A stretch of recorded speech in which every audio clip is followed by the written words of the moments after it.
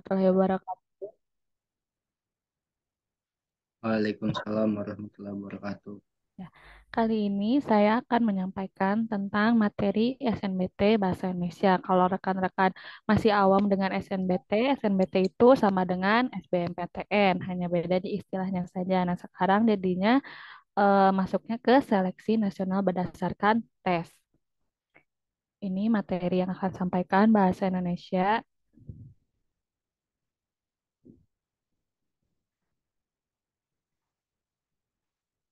Bentar ya, slide-nya belum pindah ya? Belum, Kak.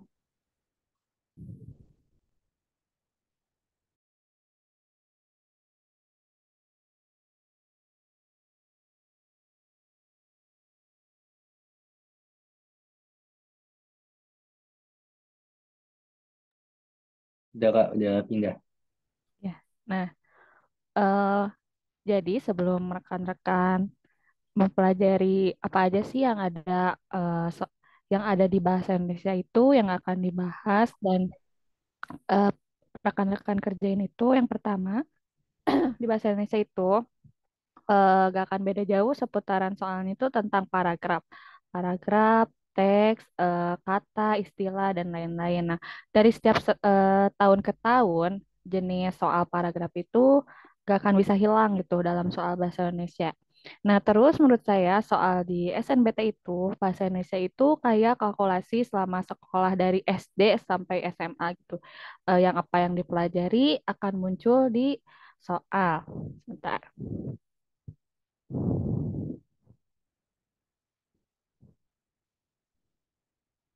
Bentar. Nah, ini ya. Jadi ada tiga jenis soal bahasa Indonesia SNBT. Nah, tiga jenis soal itu ini. Sebenarnya ada lagi materi literasi bahasa Indonesia. Nah, nanti untuk pertemuan selanjutnya saya akan membahas tentang literasinya. Nah, sekarang saya akan fokus mengenai tiga jenis soalnya. Yang pertama ada penalaran umum. Nah, itu tuh biasanya genap soal. Seluruh soal SNBT itu biasanya genap. Nah, penalaran umum itu yang paling dasar mengenai pembelajaran bahasa Indonesia. Maksudnya rekan-rekan soal yang masih bisa dinalar dengan logis itu ini soal yang paling mudah, yang paling awal gitu. Kayak pembukaan kalau misalnya di sekolah kalian baru masuk sekolah tuh ada kan pembukaan pelajaran yang emang eh, mudah gitu untuk dilalui. Nah, lalu yang kedua itu ada PPU atau pengetahuan dan pemahaman umum. Nah, di sini meningkat yang tadinya hanya menalar, jadi pengetahuan dan pemahamannya diasah gitu di jenis soal ini. Di soal ini tuh biasanya mengarah pada makna istilah dalam teks. Jadi di sini selain mengingat, di sini juga pengetahuan rekan-rekan diasah gitu di jenis soal ini. Nah, selanjutnya ada tingkatan PBM, pemahaman, bacaan, dan menulis. Nah, biasanya sama genap soal. Nah, biasanya isinya lebih ke tulisan. Tulisan berarti ejaan, tata kata, tata kalimat, penentuan judul, kaidah tata bahasa Indonesia. Nah, seputaran soal itu biasanya di SBM itu atau SMD itu jenisnya paragraf atau teks. Pokoknya di bahasa Indonesia tipsnya banyak membaca jurnal, artikel biar kosakata bahasa yang belum dikenal jadi apa ya? Kalau misalnya di bahasa Indonesia sekarang banyak istilah-istilah ilmiah atau istilah yang belum rekan-rekan ketahui pasti muncul gitu di soal SNBT sekarang. Nah, kita lanjut. Nah, materi PU itu biasanya seputar teks, sinonim antonim. Kalau misalnya masih dimuat gitu ya, sinonim antonim itu paling awam banget. Paling mudah untuk soalnya paling mudah. Biasanya jenis soalnya tuh kayak gini. Ada ada sebuah kalimat misalnya eh, tentang wanita itu sangat cantik. Nah, nanti dicari sinonim di atas yang sesuai untuk kata cantik adalah biasanya kayak gitu jenis soalnya. Jadi kita disuruh nyari sinonim cantik itu apa sih? Nanti ada jawabannya. Jawabannya juga biasanya semi mirip, cuman masih mudah untuk dikerjakan. Terus menganalisis gambar atau mendeskripsikan, menyimpulkan suatu diagram. Nah, di bahasa Indonesia juga ada jenis soal diagram. Biasanya diagram ini rentan menunjukkan waktu, atau dari tahun ke tahun atau misal jumlah diagram atau fase suatu olahan biasanya di diagram SNBT itu tentang sampah terus tentang pertumbuhan sesuatu ini mudah sih untuk dikerjakan jadi menganalisisnya hanya kita cukup menghitung rentan gitu. Kalau di bahasa Indonesia tentang mendeskripsikan diagram. Kita lanjut. Nah, penalaran umum adalah subtes yang maaf maaf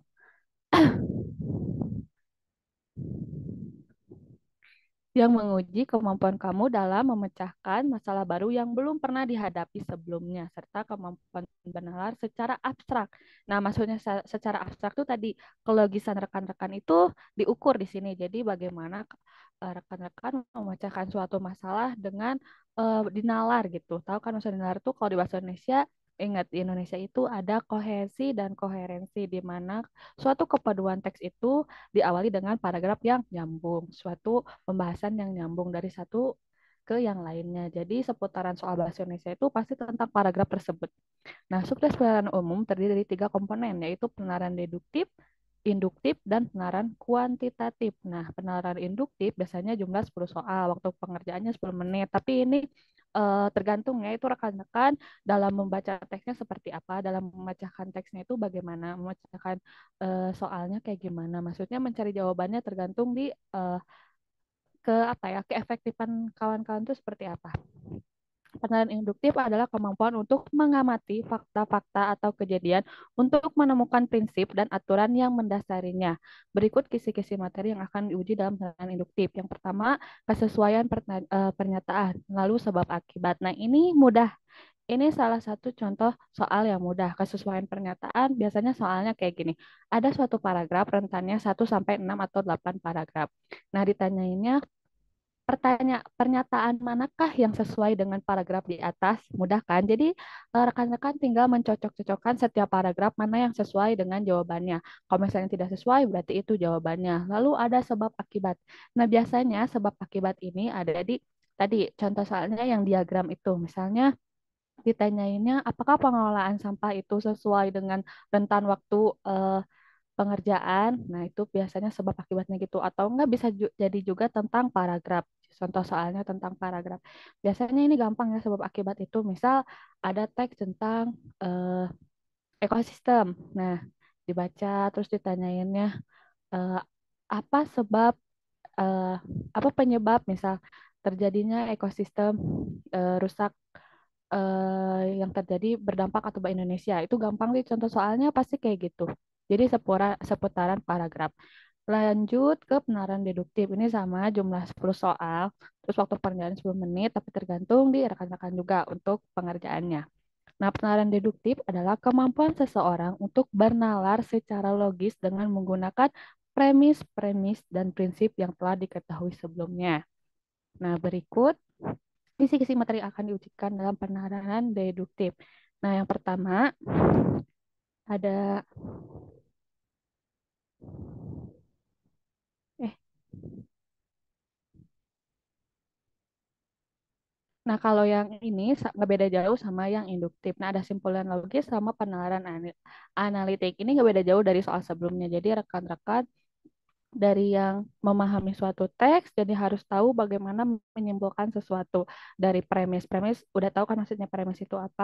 Pokoknya nggak beda jauh sama sebab akibat gitu. Gimana kita cara menyimpulkan suatu eh, paragraf yang nanti menghasilkan kesimpulan yang logis atau penalaran yang memang gak beda jauh dari menyimpulkan teks atau paragraf sebelumnya gitu. Lalu yang terakhir penalaran kuantitatif ini sama ya kayak soal-soal sebelumnya.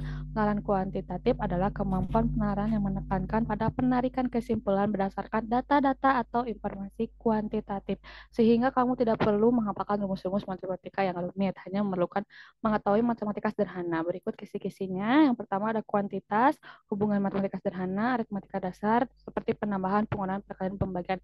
Nah, ini biasanya juga ada di jenis soal diagram tadi. Biasanya ditanyain rentan waktu, rentan pengerjaan, atau tentang persen. Tapi kawan-kawan gak usah hitung kalau di bahasa Indonesia, gak usah menghitung si persennya atau si angkanya, tapi cukup cara menyimpulkannya tuh gimana sih? Cara menyimpulkan secara bahasa Indonesia, tapi masih ada unsur matematikanya kayak gitu. Jadi ini tentang kuantitas sesuatu, tapi dideskripsikan dengan bahasa kayak gitu. Ngerti ya?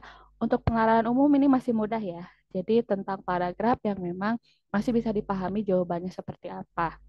Kita lanjut ya.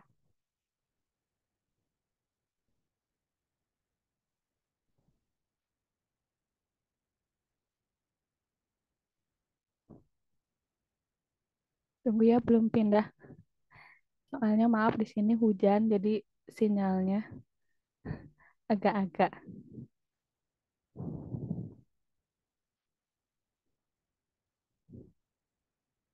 Nah, nah ini kita ke materi PPU. PPU itu penalaran dan pemahaman umum. Yang pertama ada materi tentang ide pokok atau gagasan kesimpulan. Nah, biasanya ini tuh mulai masuk kita harus memahami suatu bacaan, menalar suatu bacaan. Biasanya gagasan yang ditanyain, apakah ide pokok dalam paragraf tersebut? Apakah gagasan utama dalam paragraf tersebut? Nah, itu seputaran teks tersebut. Pokoknya rekan-rekan kalau di bahasa Indonesia harus jeli dalam membaca gitu. Jangan sampai terkecoh hanya dalam suatu kata kunci. Jadi harus fokus ke bacaannya itu tentang apa sih gitu, apakah mendeskripsikan atau menceritakan atau memberikan argumen. Jadi harus fokus ke jenis teksnya juga selain ke jenis soalnya. Tapi kalau di bahasa Indonesia pengerjaan yang cepat itu baca dulu soalnya baru pahami teksnya. Nah, yang kedua ada hubungan antar kalimat, ada koherensi dan kohesi. Nah, biasanya juga ditanyain kalau di Pancari PPU. Misal eh, dari paragraf di atas, manakah yang tidak sesuai dengan isi paragraf tersebut. Nah, misalnya disuruh kita tuh disuruh nyari sama kayak tadi soal sebelumnya ya yang di PU. Kita disuruh nyari mana sih yang nggak nyambung, mana sih yang nyambung gitu. Terus misalnya kalimat mana sih yang sesuai gitu. Lalu ada kelebihan dan kelemahan kalimat. Nah, di sini biasanya yang ditanyain unsur-unsurnya. Ingat, unsur-unsur kalimat itu ada subjek, predikat, objek, keterangan pelengkap. Nah, biasanya di bahasa Indonesia ditanyain tuh, subjeknya tuh seperti apa, predikat itu seperti apa, kedudukan si unsur itu apa sih gitu. Terus yang ditanya biasanya kalimat inti. Kalimat inti suatu kalimat tuh apa sih? Kalau kalimat dalam bahasa Indonesia, kalimat paling inti itu terdiri dari subjek sama predikat, terdiri dari satu klausa. Terus biasanya yang ditanyain efektif, keefektifan suatu bacaan. Nah, beda dengan mana yang baku, mana yang efektif. Kadang kita karena buru-buru terkecoh dengan yang baku. Ingat ya, baku sama efektif itu beda ya. Kalau efektif itu berarti kalimatnya harus bukan sederhana sih, isinya mudah disampaikan, tapi kalau misalnya rancu juga gak apa-apa, selagi itu efektif. Nah, kalau baku pasti rancu, bahasanya susah, berbelit gitu kan. Pokoknya beda ya kedudukan si efektif sama baku itu. Lalu ada tanda baca. Nah, tanda baca di kalimat juga sering dipertanyakan. Misal apakah titik atau tanda kutip digunakan dalam kalimat tersebut atau tanda tanya misalnya kurang. Nah, biasanya itu di soal yang kayak gitu tuh supaya kejelian kita tuh dinilai gitu. Lalu ada semantik. Semantik itu jenis-jenis makna. Di bahasa Indonesia itu ada banyak jenis makna, tapi pasti yang muncul di soal tuh tentang idiom. Idiom tuh kayak makna yang misalnya kayak gini. Eh, Contohnya meja hijau, kayak gitu, kambing hitam. Nah, itu maknanya yang sering ditanyain di soal SNBT. Terus biasanya ada makna konotatif dan denotatif. Nah, konotatif dan denotatif itu pasti kawan-kawan dipelajarin di SMP sama SMK.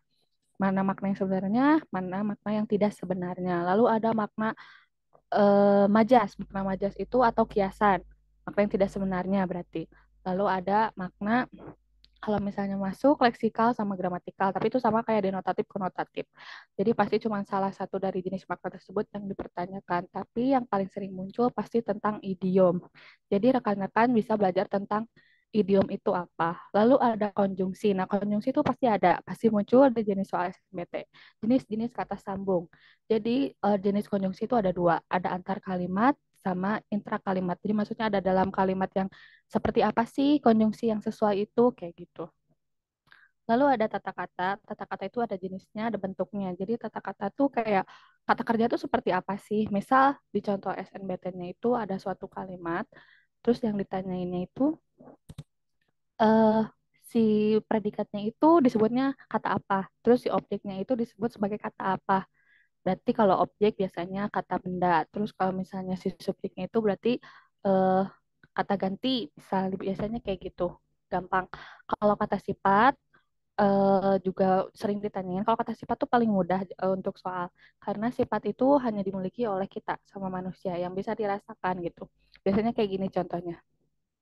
Ayu sangat pendiam. Saking pendiamnya dia menjadi pemalu. Nah, biasanya ada garis miring atau astrosop. Misalnya pemalu sebagai kata apa? Berarti kata sifat kayak gitu. Nanti si jawabannya gampang, kata benda, kata ganti kayak gitu. Jadi masih mudah untuk jenis soal tata kata. Kita lanjut. Nah, pengetahuan dan pemahaman umum adalah subtes yang menguji kemampuan kamu untuk memahami dan mengomunikasikan pengetahuan yang dianggap penting di lingkungan budaya Indonesia. Nah, ini kisi-kisinya. Yang pertama, ide pokok atau makna, kata bentuk kata, kesesuaian wacana, hubungan antar paragraf, sinonim. Nah, sinonim juga muncul tapi biasanya di awal gitu. Cuman kayak pelengkap aja dalam suatu soal. Nah, kalau yang paling sering muncul pasti tentang kata sama hubungan antar paragraf. Selanjutnya. Nah, lalu ada materi PBM. Nah, ini materi pemahaman baca dan menulis. Yang pertama, pasti yang paling sering ditanya itu penentuan judul. Menyajikan suatu teks dengan bertemakan sesuatu, tapi belum ada judulnya.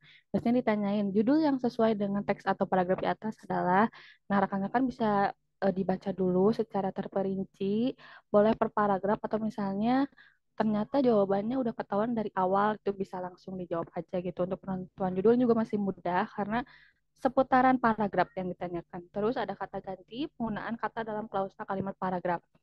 Maksudnya kata ganti itu untuk penyebutan ya. Penyebutan bagaimana dalam kalimat misal ada kata yang tidak sesuai, nah tinggal diganti bagaimana kita menyesuaikan isinya gitu. Biasanya ini termasuk juga ke eh, kata-kata yang memang kita harus pelajari di KBBI gitu. Kata ganti yang sesuai itu kayak gimana sih sekarang gitu. Terus ada penggunaan istilah. Nah, ada makna, ada kata serapan. Makna istilah itu biasanya kata-kata ilmiah. Misal contohnya terinfeksi sama menginfeksi aja udah beda kan maknanya. Nah, kayak gitu. Misalnya eh, harusnya tuh ini terinfeksi deh, bukan menginfeksi. Nah, biasanya contoh soalnya kayak gitu. Misalnya ada contoh kalimat wabah penyakit mamalia sudah terinfeksi oleh masyarakat. Salah kan harusnya menginfeksi, misal seperti itu. Lalu ada kata serapan. Kata serapan itu biasanya kata asing, mirip sama istilah, cuman kalau serapan asing itu biasanya penggunanya banyak kata miring. Kalau makna istilah biasanya pakai astrosop. Itu bedanya.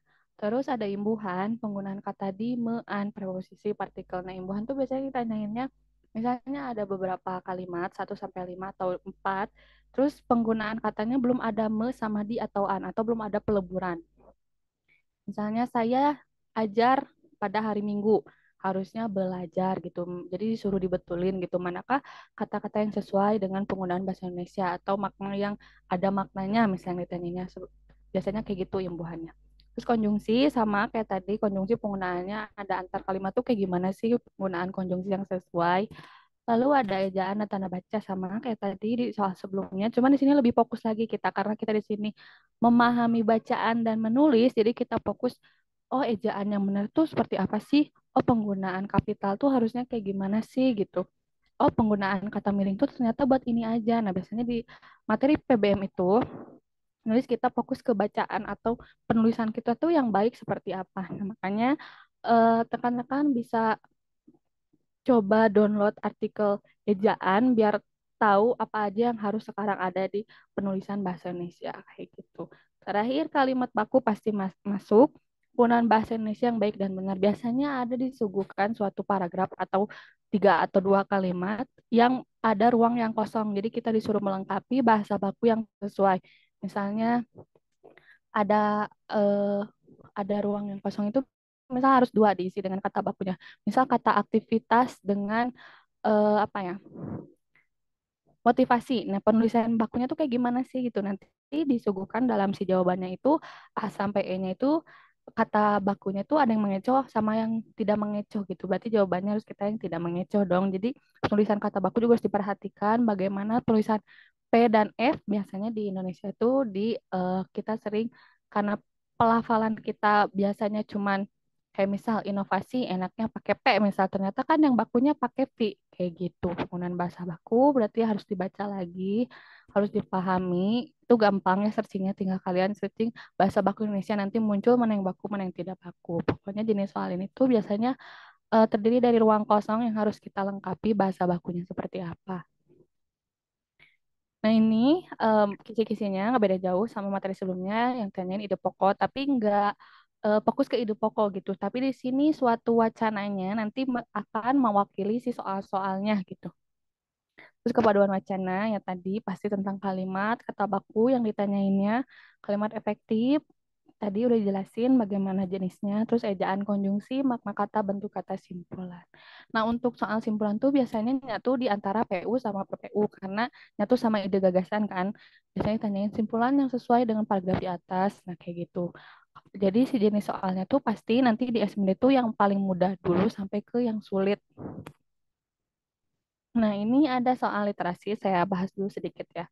Untuk memahami bacaan pada tes literasi, kamu juga harus bisa menemukan konteks yang ada pada teks.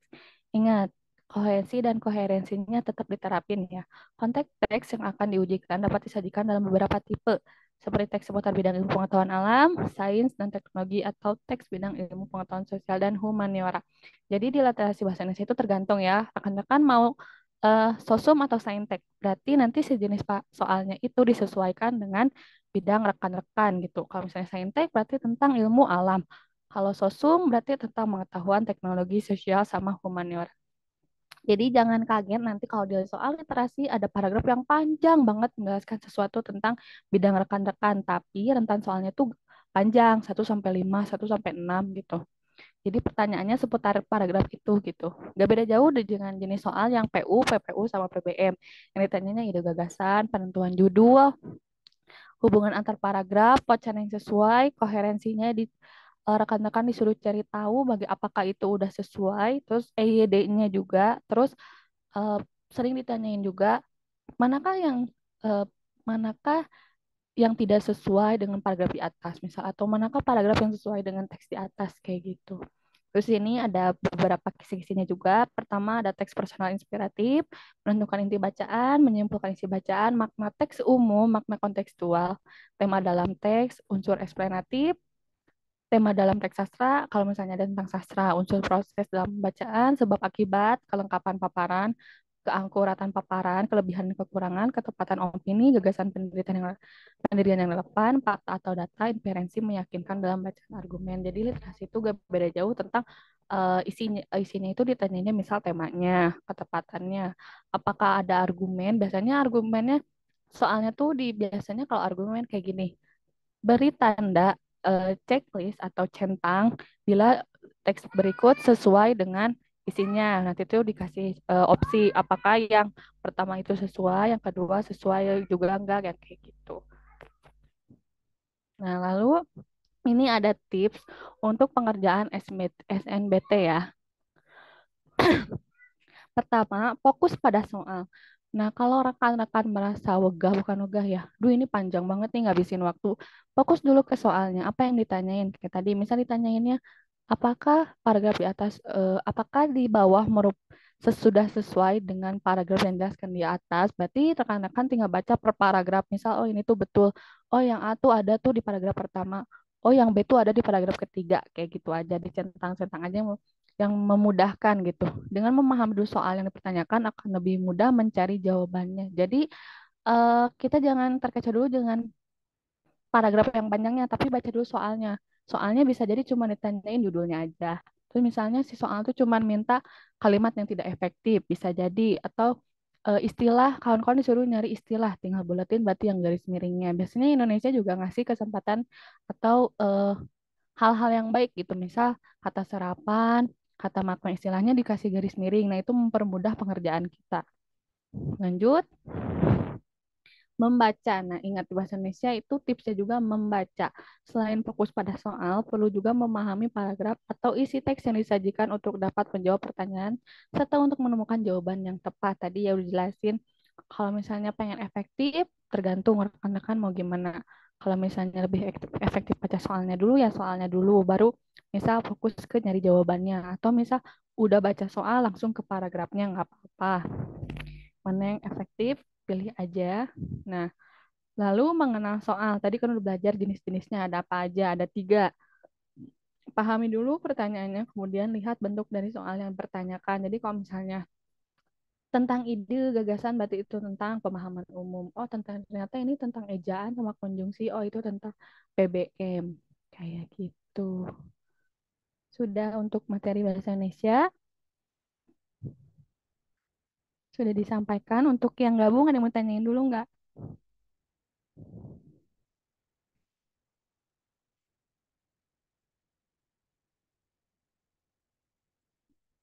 Ada yang mau tanyain dulu dari tiga peserta? Boleh seputar materi atau misal nanya yang lain yang belum, yang menjadi penasaran.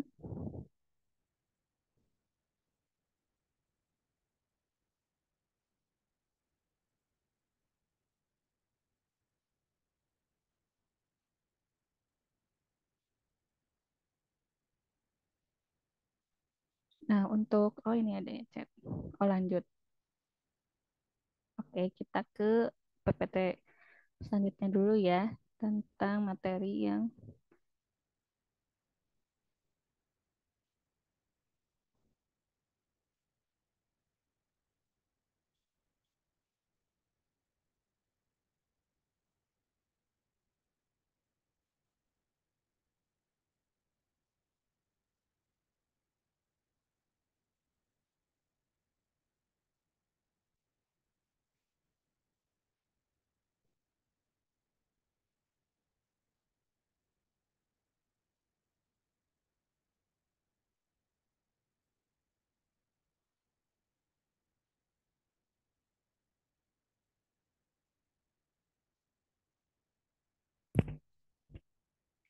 nah tadi saya menyebutkan beberapa kata EYD dan PEB. Nah, di sini sekarang sekarang sudah berubah jadi EYD. Nah, di bahasa Indonesia itu pasti ditanyakan tentang ejaan. Nah, kalau dulu POEB, POEB itu pedoman umum ejaan bahasa Indonesia.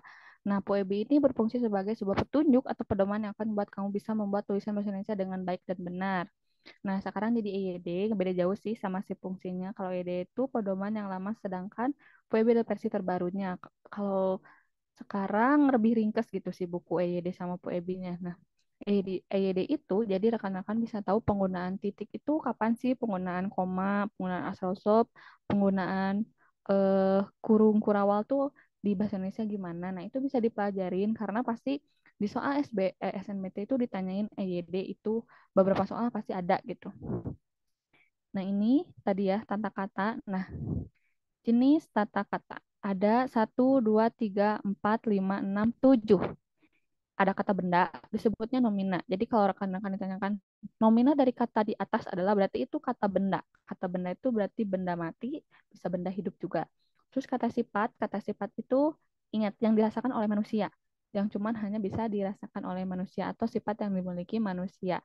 Misalnya dingin, panas, rindu, cantik, tampan, nah kayak gitu.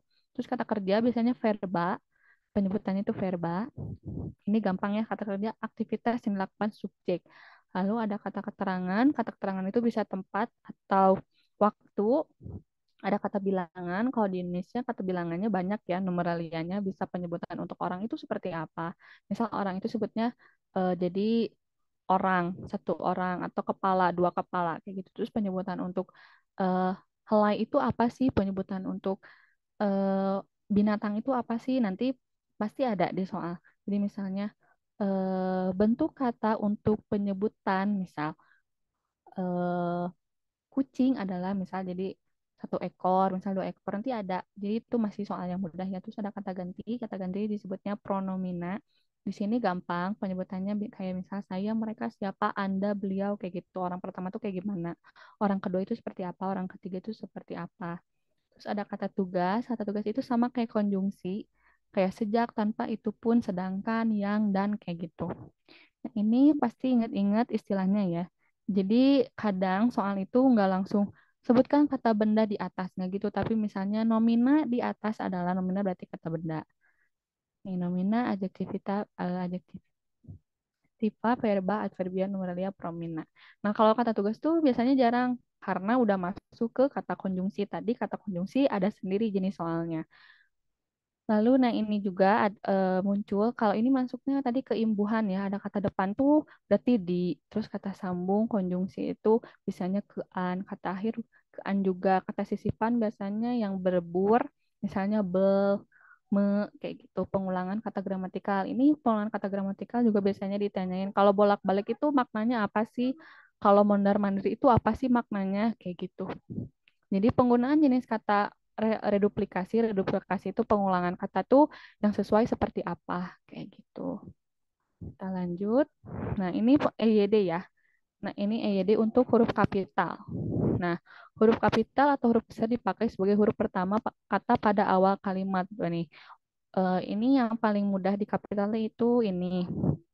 Terus huruf kapital itu dipakai sebagai huruf pertama unsur nama jabatan dan pangkat yang diikuti nama orang atau yang dipakai sebagai pengganti nama orang. Misalnya kalau S1 itu ada SPD, SS kayak gitu, SHUM, SI kayak gitu. Terus huruf kapital tadi dipakai sebagai huruf pertama nama jabatan dan pangkat yang tidak diikuti nama orang. Misalnya siapa gubernur yang baru dilantik itu. Nah, ini tuh kalau misalnya ada nama orang, G-nya jadi kapital. Misalnya Gubernur Ridwan Kamil, nah G-nya harus kapital. Tapi kalau misalnya nggak ada nama orang, G-nya jadi kecil aja gitu. Terus huruf kapital dipakai sebagai huruf pertama unsur-unsur nama orang. Nama kita itu pasti di KTP, di KK, dimanapun harus kapital. Terus huruf kapital dipakai sebagai huruf pertama unsur singkatan nama gelar pangkat dan sapaan. Tahu kan ini juga sama kayak ini. Jadi untuk gelar dan apapun itu harus kapital penggunaannya. Lalu huruf kapital dipakai sebagai huruf pertama nama bangsa, suku bangsa. Nah, ini penggunaan tentang suku bangsa dan apapun tuh harus kapital juga depannya. Misalnya suku Sunda berarti S-nya harus gede, suku Jawa berarti J-nya harus kapital. Terus huruf kapital dipakai sebagai huruf pertama setiap unsur bentuk ulang sempurna yang terdapat nama badan, lembaga pemerintah, eh, ketatanegaraan serta dokumen resmi. Pokoknya ini yang berbau-bau tentang negara harus kapital. Misalnya DPR, MPR, nah harus kapital.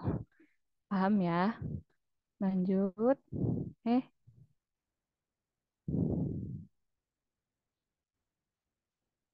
Lalu ada huruf miring. Nah, huruf miring adalah cetakan dipakai untuk menuliskan nama buku, majalah, dan surat kabar yang kutip dalam tulisan. Nah, ini contohnya majalah, M-nya kecil, bahasa, ini judulnya, bahasa dan kesusastraan buku, negara kata negara, karangan prapanca. Nah, prapanca itu si penulisnya, ini harus kapital. Terus ini harus miring judulnya, ini judulnya. Nah, ini namanya. Namanya juga harus miring karena penyebutan si pengarang dan jenis bukunya. Terus huruf miring dalam cetakan dipakai untuk menegaskan atau menghususkan huruf, bagian kata-kata atau kelompok kata. Misalnya huruf pertama kata abad ialah A. Jadi misalnya gini. Jadi penyebutan abad itu ada maknanya kan. Abad itu untuk apa sih? Maknanya tulis miring gitu. Kayak gitu.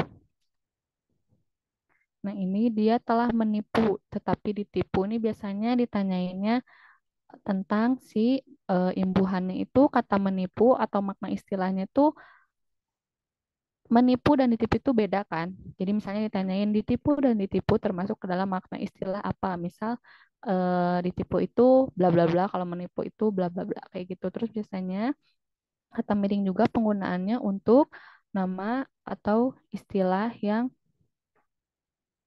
asing. Nah, ini contohnya. Nah, terus bahasa Indonesia. Bahasa miring juga digunakan untuk bahasa tidak resmi atau bahasa daerah. Kunaon sih kan dari bahasa Sunda ya. Ini biasanya ditulis miring kalau di sebuah tulisan. Tapi kalau misalnya dilisanin nggak usah. Tapi kalau misalnya di suatu artikel atau dialog yang emang khusus ada bahasa daerahnya, pasti ditulisnya harus miring. Nah, kalau penulisan miring itu mudah ya. Pokoknya untuk judul harus miring, bahasa asing, bahasa istilah yang beda tapi maknanya katanya sama, awalnya sama tapi maknanya beda itu juga miring kalau di soal itu. Terus lanjut, nah penggunaan tata titik ini yang si EYD ya. Penggunaan titik-titik itu kayak gini, ada di akhir kalimat, penulisan, penentuan jam pukul kayak gini. Terus ada memperjelas jumlah, penulisan referensi tidak digunakan pada judul. Jadi titik itu enggak untuk judul. Terus tidak digunakan pada kepala surat. Jadi kepala surat itu tidak menggunakan titik di beberapa bagian, tapi hanya di isi suratnya biasanya penggunaan titik kapitalnya. Lanjut. Nah, penggunaan tanda seru itu seperti apa, kalimat perintah. Kalau bertanya pasti tentang bertanya, titik dua koma, memisahkan bagian kalimat, memisahkan kalimat setara, tanda baca titik dua itu untuk akhir pernyataan lengkap, penggunaan elips, titik-titik itu penulisan kalimat yang terputus-putus. Misalnya ini untuk soal ya, misalnya di Indonesia banyak penggunaan tanda elips ini. Tanda baca hubung itu biasanya untuk pengulangan kata atau penyambung huruf kata tanggal atau misal rentan waktu misalnya dari tahun berapa ke berapa pakai kata tanda hubung ini. Kita lanjut. Nah, ini tanda baca pisah. Biasanya itu tanda baca pisah ini ada di surat. Terus kemudian tanda baca kurung, mengapit atau sesuatu yang diterangkan. Tanda baca kurung siku, mengapit keterangan juga sama. Garis miring itu atau penggunaan kata hubung ini jarang dipakai kalau di Indonesia untuk karena ini salah satu tidak efektif kalau misalnya sebenarnya efektif ya kalau di suatu bacaan tapi kalau misalnya di Indonesia itu kayak gak sopan kalau pakai ini tuh kecuali kalau misalnya di buku yang ingin menyampaikannya secara sederhana ringkas boleh pakai garis miring. Yang asal tadi juga dijelasin biasanya penggunaan kata khusus atau istilah baca petik dua itu gampang ya untuk kalau rekan-rekan tahu biasanya untuk dialog kayak gitu petikan langsung atau penutup kalimat, tanda petik tunggal, mengapit makna. Ini beda-beda jauh sama kayak asrosop. Kita masuk ke kalimat. Nah, ini kalimat itu terdiri dari prasa sama klausa. Terus kalau prasa itu gabungan dua kata yang memiliki unsurnya dasarnya itu utuh tapi memiliki makna lain. Kalau klausa itu gabungan kata yang terdiri dari subjek dan predikat. Nah, bedanya kalau prasa itu contohnya makna dari rumah sakit ini nggak ada unsur predikat sama subjeknya kan. Rumah sakit itu tempat orang sakit disebutnya prasa. Kalau klausa itu harus ada subjek predikat. Contohnya aku bangun. Nah, itu akunya subjek, predikatnya bangun. Nah, ini ciri-cirinya prasa itu dari dua atau kata lebih tidak mengandung predikat atau subjek, memiliki fungsi gramatikal dalam kalimat. Jadi ada maknanya gitu kalau si prasa. Nah, kalau klausa dari dua kata atau lebih mengandung subjek dan predikat memiliki fungsi gramatikal dalam kalimat, tidak memiliki intonasi akhir dari tanda baca. Nah, klausa kalau misalnya udah ada kapital sama titik udah jadi kalimat, bukan jadi klausa lagi. Makanya di kalimat bahasa Indonesia itu selalu sebutin berikut adalah tiga klausa. Sebenarnya itu tuh satu kalimat cuma ada tiga klausa. Tiga klausa itu berarti ada dua atau tiga subjek gitu. Tapi ada aktivitas yang berbeda. Nah, ini jenis-jenis kalimat. Nah, biasanya di soal SNBT itu yang ditanyain itu yang pertama efektif apa enggak si kalimatnya. Itu kalimat tunggal, bersusun atau majemuk. Nah, ini tuh untuk membedakannya tadi apakah ada dua subjek atau dua aktivitas yang sama atau berbeda dalam satu kalimat tersebut. Disebutnya bersusun sama majemuk. Kalau tunggal itu berarti satu aktivitas, satu subjek. Lalu ada aktif pasif ini gampang. Apa yang dilakukan subjek, apa yang dilakukan subjek. Maksudnya kalau aktif itu kata awalannya me, kalau pasif itu di. Misalnya aktif, kalau aktif itu, kebalik kalau aktif itu di, kalau pasif itu me. Contohnya, ibu nasi dimasak oleh ibu. Nah, terus jadi pasifnya itu ibu memasak nasi. Jadi cuman pembedanya di sama me gitu. Terus ada langsung tidak langsung, biasanya ini ada di dialog sih, cuman ini jarang muncul. Nah, biasanya di soal SNBT itu yang dipertanyakan itu efektif sama pasifnya. Tapi yang aktif pasifnya itu ditanya ini pengistilahan imbuhan di sime sama di-nya. Apakah kalimat tersebut bisa jadi pasif atau jadi aktif gitu. Nah, ini kalimat efektif adalah kalimat susunnya mudah dipahami dan makna kalimat tersebut tersampaikan. Kalau kalimat tunggal itu terdiri dari klausa bebas, kalimat tunggal sendiri disebut kalimat sederhana. Nah, ingat kalimat sederhana itu cuma ada satu subjek, satu aktivitas. Nah, kalimat bersusun klausa bebas, kurang-kurangnya ada satu klausa terikat. Nah, biasanya ini berhubungan dengan anak sama induk kalimat. Induk kalimat itu inti dari kalimat, kalau anak kalimat itu aktivitas selanjutnya, aktivitas kedua subjek atau aktivitas kedua dari subjek pertama yang ada konjungsinya. Kalimat aktif adalah kalimat di mana subjeknya merupakan pelaku atau melakukan perbuatan. Nah, kalimat aktif adalah suatu kalimat subjek yang melakukan tindakan yang diungkapkan dalam predikat terhadap objek. Kalimat pasif merupakan kalimat yang terdapat subjek yang melakukan pekerjaan dengan ciri-ciri utama menggunakan imbuhan di, ke, an, dan ter. Tadi ya contohnya ibu memasak nasi, jadinya nasi dimasak oleh ibu kayak gitu. Kalimat pasif juga dapat dibedakan berdasarkan predikatnya menjadi kalimat pasif dengan predikat sebagai tindakan dan kalimat pasif. Kalimat langsung, kalimat yang digunakan untuk mengutip ucapan seorang tanpa merubah sedikit pun apa yang diucapkan oleh orang itu. Kalimat tidak langsung adalah kalimat yang digunakan untuk menceritakan kembali pokok ucapan seseorang tanpa perlu mengutipnya sama persis seperti ucapan aslinya. Nah, ini ada induk sama anak kalimat. Induk kalimat adalah klausa yang sudah bermakna meskipun tanpa terikat atau bergabung dengan klausa lain. Jadi induk kalimat itu ingat inti dari kalimat berarti subjek sama predikatnya nggak dipisah. Berarti itu dari inti. Nah, anak kalimat merupakan satu klausa atau kalimat tunggal yang menduduki jabatan dalam pola kalimat lain. Nah, itu suka ada tambahan konjungsinya. Misal kayak gini. Contohnya induk kalimat sama anak kalimat. Saya pergi belajar, sedangkan adik saya membaca buku di rumah. Nah, ada kata sedangkan, berarti itu anak kalimat. Sedangkan adik saya membaca di rumah. Jadi si subjek yang keduanya itu boleh dihapus, tapi ke induk kalimat tetap jadi induk kalimat. Tetap berdiri karena masih ada si subjek sama predikatnya. Masih ada si aku sebagai inti kalimatnya. Nah, ini unsur-unsurnya tadi sebutin ada subjek, predikat, objek, keterangan pelengkap. Kalimat itu sekurang-kurangnya harus ada subjek sama predikat. Sisanya sebagai pelengkap gitu. Nah, subjek itu sebagai unsur inti, predikat itu fungsinya menerangkan yang sedang dilakukan subjek, objek terletak sesudah predikat, biasanya misalnya objek majalah, misalnya tentang majalah apa, majalah baru apa lama, misal. Misalnya kayak gini, Andi membaca majalah baru di halaman. Gampang kan? Subjeknya Andi, membacanya predikat, majalah barunya objek, keterangannya di halaman. Kayak gitu. Nah, ini ada tentang tata makna, ada gramatikal leksikal, denotatif konotatif, ambigu polisemi. Nah, gramatikal leksikal itu makna yang sesungguhnya yang makna tidak sesungguhnya. Pokoknya sama kayak denotatif konotatif. Jadi maksudnya si gramatikal denotatif itu makna yang tidak sesungguhnya. Kalau leksikal gramatikal denotatif itu makna yang sesungguhnya, leksikal konotatif itu makna yang tidak sesungguhnya. Nanti kalau ada waktu kita penjelasan lagi tentang tata makna ya, karena ini banyak. Lalu ada ambigu polisemi, ini tuh salah satu materi yang jarang muncul karena ini cukup sulit untuk mencari jawaban yang mana ambigu, mana yang makna polisemi. Lalu ada sinonim, antonim, idiom, kiasan. Ini juga biasanya muncul di makna, tapi yang ditanyainnya tentang idiom sama kiasan. Kalau kiasan itu contohnya kayak gini, misal, wajahmu secantik rembulan di malam hari. Kiasan itu berarti mengkiaskan sesuatu, benda mati yang disamakan dengan kita gitu.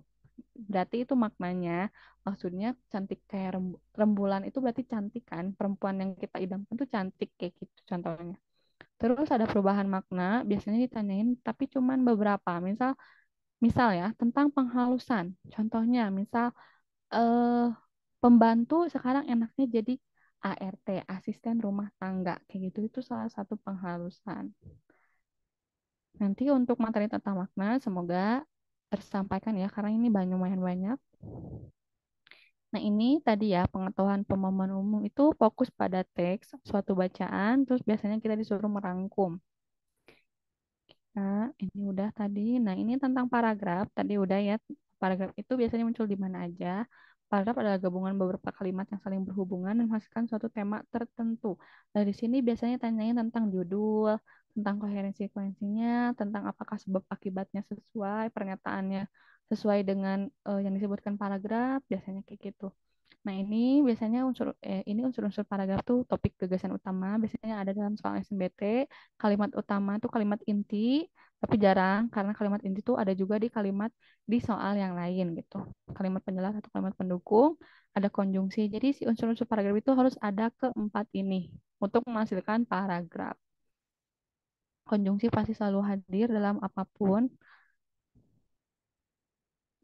Nah, ini tentang gagasan, materi tentang gagasan sama simpulan. Kalau gagasan itu kita menentukan atau mencari ide dari pokok pembahasan. Nah, gagasan utama biasanya terletak di awal, disebutnya deduktif, di akhir induktif. Kalau misalnya di awal dan di akhir, deduktif, induktif. Nah, gagasan pokok juga ada yang terletak di tengah paragraf. Jadi, tapi biasanya untuk di soal SMB itu ciri khasnya ada di awal sama akhir sih.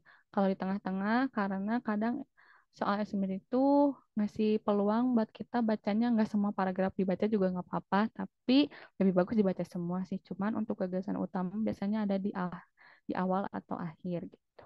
Terus simpulan biasanya ini juga mudah ya, cara menyimpulkan tuh gampang. Misalnya kalau ditanyakannya dampak banjir berarti ya tinggal cari aja yang berdampak buat banjir tuh apa sih gitu. Cari cara menyimpulkan eh oh, ternyata menyimpulkan tuh gampang. Kita tinggal cari inti dari si udah ketahuan nih kan gagasannya tadi di awal. Nah, si simpulannya tentang penggabungan awal mula banjir, misal langsung ke dampaknya boleh. Nah, ini simpulan biasa didefinisikan sebagai pendapat atau gagasan akhir dari suatu teks, uraian bacaan dan sebagainya. Biasanya untuk simpulan juga gampang ada di akhir gitu kan. Biasanya teks yang baik juga ngasih simpulan langsung gitu. Nah, ciri khas simpulan itu ada kata jadi. Jadi atau akhirnya biasanya itu berarti simpulan. Simpulan bisa berupa lisan maupun tulisan. Simpulan, kamu harus membaca atau memahami terlebih dulu gagasan utama dalam bacaan itu apa nih. Jadi setelah rekan-rekan paham tentang gagasan utama pada paragraf tersebut, untuk mencari simpulannya itu mudah. Nah, ini cara menarik simpulan. Yang pertama, ada generalisasi, cara untuk menarik simpulan secara umum menggunakan informasi-informasi khusus demikian sehingga bisa mewakili seluruh informasi dalam teksnya. Kedua, analogi, cara menarik simpulan dengan membandingkan informasi-informasi khusus yang memiliki banyak persamaan. Yang ketiga, kausal, cara menarik simpulan menggunakan fakta yaitu berupa sebab akibat. Nah, yang paling sering muncul tuh pasti tentang sebab akibat, karena ini lebih mudah ya menarik kesimpulannya. Tapi tidak kemungkinan yang ini juga generalisasi itu muncul juga gitu. Tapi nggak kalian tanyain caranya sih, tapi pasti soal itu langsung ke simpulan mana pada paragraf di atas. Biasanya kayak gitu. Nah, ini contoh ada paragraf, ada dua paragraf, ini mudah ya. Ditanyainnya gagasan utama nih. Gagasan utamanya ini Gagasan utamanya ada di awal. Perubahan iklim terjadi di berbagai penjuru dunia termasuk Indonesia. Nah, berarti setelah gagasan utamanya ini, kalimat selanjutnya pasti menjelaskan tentang perubahan iklimnya, tentang sebab akibatnya. Nah, ini biasanya yang jadiin simpulan. Tapi nggak semua harus gini sih, tapi ini contoh soal mudah untuk mencari simpulan dan gagasan utama. Lanjut. Nah, ini contoh soal tentang simpulan. Walaupun dianggap sebagai gulma, eceng gondok juga mempunyai manfaat. Eceng gondok dapat dijadikan peluang usaha sebagai bahan dasar kerajinan tangan. Bagian tubuh eceng gondok yang sudah dikeringkan ternyata bisa dimanfaatkan sebagai bahan baku pembuatan tas, kopor, sendal, keranjang, tatakan gelas, tikar, dan sebagainya. Akhir ini eceng gondok juga banyak dimanfaatkan untuk mendukung industri mebel, yakni sebagai pengganti rotan yang harganya semakin melangit. Simpulan paragraf di atas adalah ini jawabannya A ya. Jadi eceng gondok dimanfaatkan untuk bahan kerajinan tangan dan industri mebel. Jadi ini kita tinggal garisin kalau eceng gondok itu dari sini ya. Nah,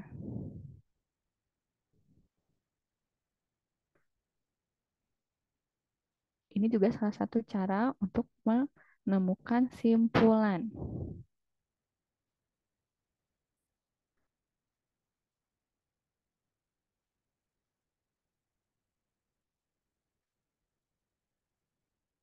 Nah, kayak gini. Lanjut ya. Jawabannya A ini. Nah, untuk inti dari materi SNBT udah beres. Untuk eh, materi literasi saya pisahkan karena materinya itu juga cukup apa ya nggak ambi nggak ambigu gitu rekan-rekan gimana untuk soal yang PU, PPU, PBM dan literasi. Walaupun sama isi soalnya penjelasannya tapi biar fokus kawan-kawan itu apa ya biar jeli aja gitu terhadap jenis soalnya. Ada yang mau ditanyain dulu dari peserta yang ikut?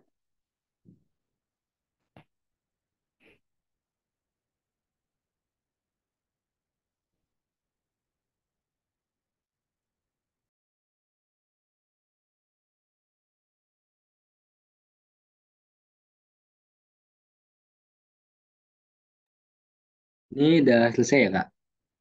Udah Kak, materi hari ini tuh materi aku nyampein tentang jenis sama bentuk soalnya dulu. Ya, mungkin karena udah jam 2 juga. Udah nanti udah selesai, mungkin ditutup aja, Kak. Ya, itu mungkin nanti dilanjut next time ya, Kak. Besok ya, besok literasi bahasa Indonesia ya, Kak. Besok literasi. Oke, mungkin langsung ditutup aja, Kak. Ya, sebelumnya makasih ya. Oke. Ya, mungkin karena materi tidak selesai, mungkin di Abang tutup aja. Terima kasih untuk Kak ini yang telah mengajar pada siang hari ini. Semoga ilmunya bermanfaat untuk semuanya dan terima kasih juga buat yang telah hadir pada siang hari ini. Semoga apa yang disampaikan dapat membantu kalian dalam mengerjakan tes SNBT nanti ya. Lebih kurangnya mohon maaf. Apabila ada yang tanyakan bisa nanti chat di DM, chat di WA admin atau enggak DM aja ke IG Oleh Digital. Oke. Sekian dari Abang. Mohon maaf apabila ada kekurangan. Wabillahi taufiq wal hidayah. Wassalamualaikum warahmatullahi wabarakatuh.